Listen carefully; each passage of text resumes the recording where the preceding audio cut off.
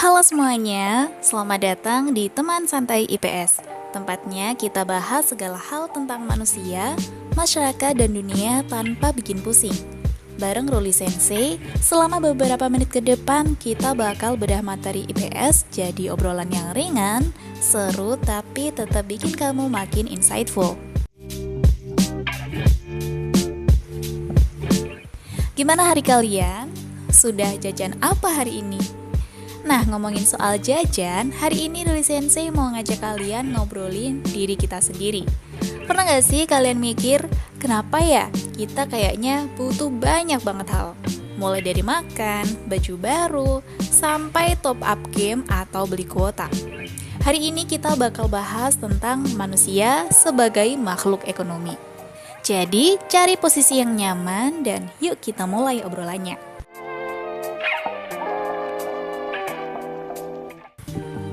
Manusia disebut makhluk ekonomi itu bukan berarti kita ini mata duitan ya. Intinya adalah manusia punya kebutuhan yang gak terbatas, sementara alat pemuas kebutuhannya itu terbatas. Bayangin deh, baru aja beli sepatu baru, besoknya lihat iklan di HP jadi pengen lagi. Itulah sifat dasar manusia. Kita selalu berusaha memenuhi kebutuhan hidup kita demi mencapai kemakmuran.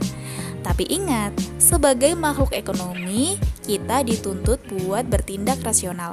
Artinya, kita harus pintar-pintar milih mana yang butuh dan mana yang cuma pengen. Nah, sebelum kita lanjut, Ruli Sensei mau tanya nih, apa barang terakhir yang kamu beli padahal sebenarnya kamu gak butuh-butuh banget, tapi cuma karena lapar mata aja?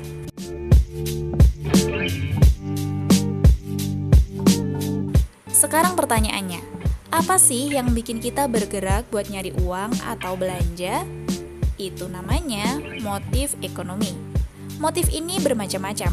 Ada yang motifnya murni buat memenuhi kebutuhan hidup, ada yang pengen dapat penghargaan, biar dibilang keren gitu. Sampai ada juga motif sosial, buat membantu orang lain. Dalam ilmu ekonomi ada namanya prinsip ekonomi. Dapat hasil maksimal dengan pengorbanan sesedikit mungkin. Atau kasarnya, pengen dapat barang sebagus mungkin dengan harga semurah mungkin. Coba kasih tahu Ruli Sensei, kalian tipe tim hemat atau tim kualitas?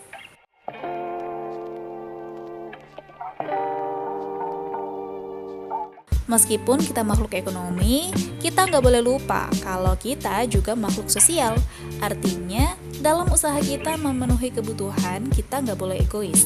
Bisnis yang sukses bukan cuma nyari untung sendiri, tapi yang bisa ngasih manfaat buat banyak orang. Jadi, makhluk ekonomi yang cerdas itu adalah yang tetap punya etika dan empati. Jangan sampai cuma demi gengsi, kita malah jadi konsumtif berlebihan dan lupa berbagi dengan sesama. Ternyata jadi makhluk ekonomi itu seru ya. Kita belajar ngatur strategi hidup biar tetap survive dan bahagia. Terima kasih banyak yang sudah menemani Ruli Sensei dari awal sampai akhir.